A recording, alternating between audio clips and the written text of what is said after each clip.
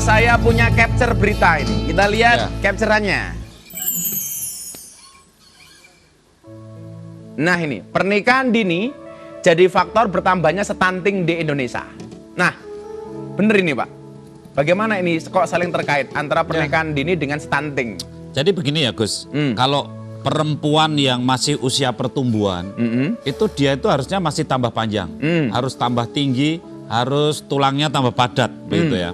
Tetapi ketika begitu dia hamil, maka tulangnya perempuan itu sendiri diambil oleh anaknya.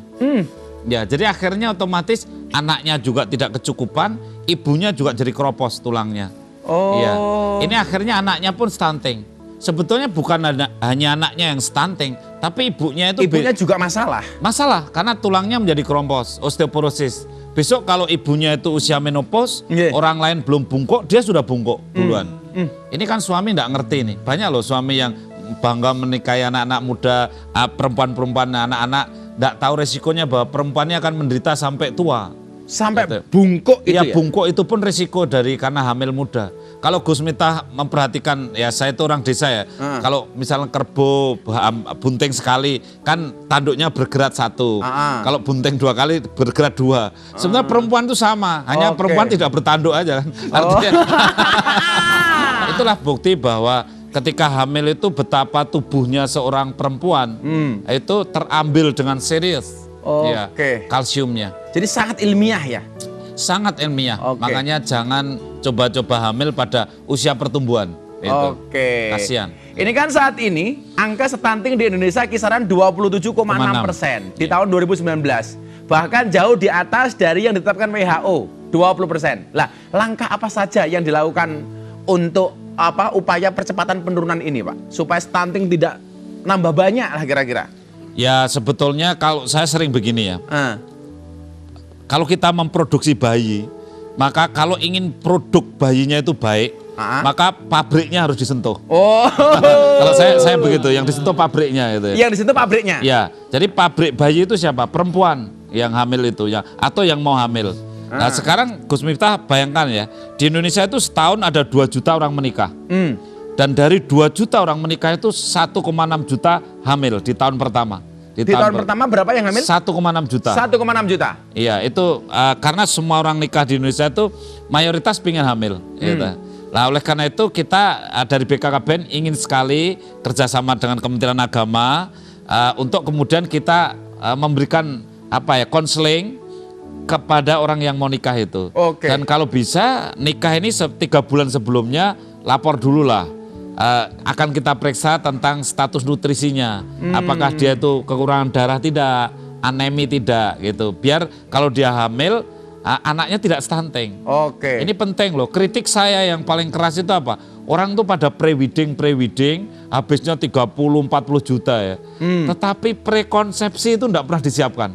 Prekonsepsi itu pertemuannya sel telur dengan sperma. Ya, padahal kalau menyiapkan itu murah loh. Cuman minum asam folat harganya paling 5.000, periksa HB paling juga hanya sekitar 5.000. Enggak sampai 20.000 sudah lengkap. Ini kan Presiden meminta BKKBN menurunkan angka stunting menjadi 14% pada 2024 nanti. Iya. Persoalan stunting harus mendapatkan perhatian serius. Jadi target 2024, 14% itu bukan target yang enteng. Tetapi kalau kita bekerja dengan serius, lapangannya terkuasai, bekerja sama, kolaborasi, saya kira penurunan angka stunting akan bisa kita lakukan secara signifikan.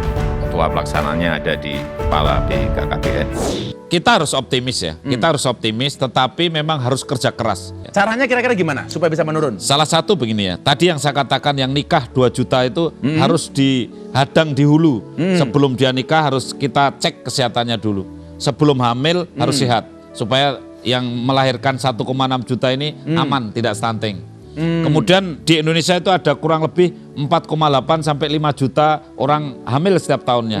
Nah, semua orang hamil ini harus dikawal kalau menurut saya oleh bidan. Ya, jadi bidan desa itu bisa dihidupkan kembali, harus ada. Semua orang hamil harus dikawal. Ini daerah mana yang kira-kira perlu mendapatkan penanganan khusus Pak soal stunting ini di Indonesia? Ya, memang ada daerah-daerah tertentu seperti kalau di timur itu seperti NTT, kemudian Papua. kemudian Maluku, itu daerah-daerah, kemudian Kalimantan Barat. Memang harus mendapatkan perhatian khusus ya? Karena angkanya cukup tinggi, tapi di Aceh juga cukup tinggi. Saya sekarang mau nanya sama anak-anak band ini. Agar anak tumbuh sehat dan cerdas, itu kan butuh gizi yang tercukupi. Nah, pertanyaan saya ke kalian. Kalian tahu nggak makanan bergizi itu apa saja sih? Wah, 4 sehat 5 sempurna. Itu adanya di warteg sama nasi padang. Kamu jangan menghina warteg. Warteg itu sekarang kalau kita beli sudah menggunakan layar sentuh. Oh iya, benar-benar. Nih muncul.